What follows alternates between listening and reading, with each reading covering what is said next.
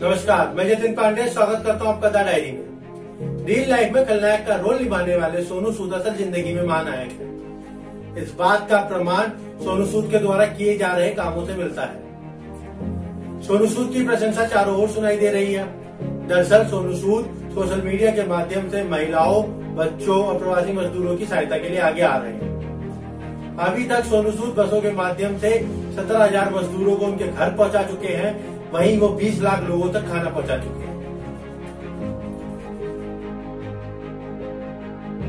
सोनू सूद ने इस सफर की शुरुआत कैसे करी, आइए जानने की कोशिश करते हैं हमारी इस रिपोर्ट में। सोनू सूद बताते हैं, हम सबने प्रवासी मजदूरों को चलते हुए देखा, दुख भी हुआ।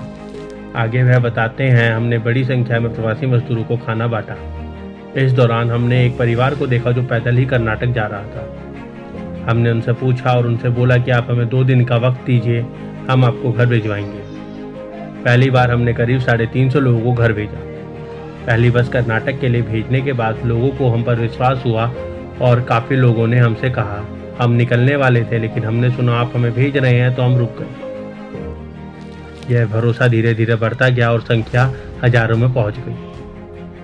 अब तक हम 16-17 हजार लोगों को घर भेज चुके हैं। अभी भी हम हजारों लोगों के संपर्क में हैं और उनसे हमारी भावनाएं जुड़ गई हैं। सोनू सूद का कहना है, हमारा लक्ष्य 50,000 प्रवासियों या फिर उससे ज़्यादा प्रवासी मजदूरों को घर पहुंचाने का है। जब तक आखिरी प्रवासी मजदूर घर नहीं पहुंच जाता तब तक हमारा काम जारी रहेगा। हम ट्रेनों को लाइन अप करने की कोशिश कर रहे हैं जिससे कि ज़्यादा से ज़्यादा लोगों को घर पहुंचा सकें। उससे पूछा गया कि इतने बड़े स्तर पर इस प्लानिंग को उन्होंने कैसे मैनेज किया, तो देखिए उन्होंने क्या कहा। इस सवाल पर सोनू सूद का जवाब है, मैं इंजीनियर हूँ, शायद इंजीनियर का दिमाग काम कर गया। मैं अपने काफ़ी दोस्तों को लिस्ट बनाने के काम में लगा देता हूँ। मेरी बीवी और मेरी बेटी भी लिस्ट बनाने के काम में लगी रहती हैं। इस कारण से हम 2-2, 3-3 दिन सो नहीं पाते। लेकिन जब लोग अपने घर पहुंच जाते हैं और अपने परिजनों से मिलते हैं तो उनके चेहरे पर खुशी देखकर मुझे बहुत खुशी मिलती है। किसी की मदद करने पर मैं खुद को बहुत खुश नसीब समझता हूँ। आगे सोनू सूद बताते हैं, इस काम में वह अकेले नहीं हैं। उन्होंने बोला, मेरा एक बहुत अच्छे दोस्त हैं अरोड़ा साहब, उनके फल का कारोबार है। मैंने उनसे बोला कि आप भी हमसे जुड़िए। उन्होंने रोजाना 3-4 ट्रक फलों के भेजे। मशहूर शेफ विकास खन्ना ने भी हमारी मदद की। मेरे गांव मोंगा के नाम पर उन्होंने एक डिश बनाई।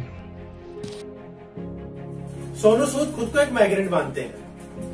अभी कुछ दिनों पहले ट्विटर और इंस्टाग्राम पर सोनू सूद के मुंबई लोकल के 420 रुपए के पास की फोटो खूब वायरल हो रही थी। यह पास सन 1997 का है, जब सोनू सूद दिल्ली से मुंबई आए थे। सोनू सूद अपने एक इंटरव्यू में बताते हैं, जब वह दिल्ली में थे तो उन्होंने सोचा था कि वह कुछ शो वगैरह कर कुछ पैसे जोड़ेंगे, जिसके बाद वह मुंबई आएंगे। 24 वर्ष की उम्र में सोनू सूद 5,500 रुपए लेकर बॉलीवुड में अपना नाम कमाने मुंबई आए। इस पास की फोटो सोनू सूद ने खुद अपने इंस्टाग्राम हैंडल पर शेयर की, जिसके जरिए उन्होंने अपने फैंस के साथ मुंबई में उनके पहले दिन की यात्रा और मुंबई में उनके शुरुआती जीवन के कुछ पल साझा किए। जब उनके एक फैन ने फोटो ट्वीट की तो उन्होंने कहा, जिंदगी एक गोले की तरह है मेरे भाई।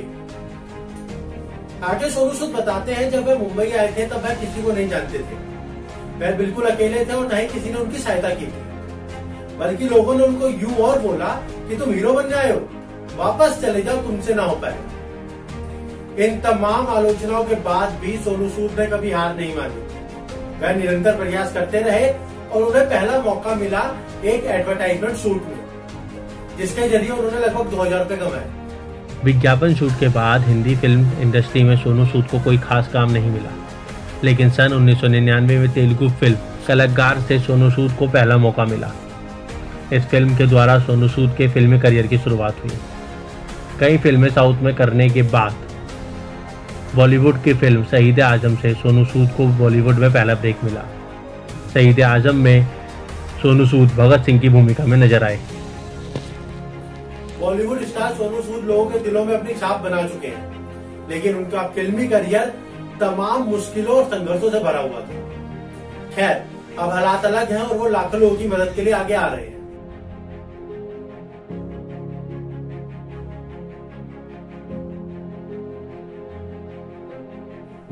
ऐसी ही रोचक जानकारियों के लिए जुड़े रहना डायरी के साथ। धन्यवाद।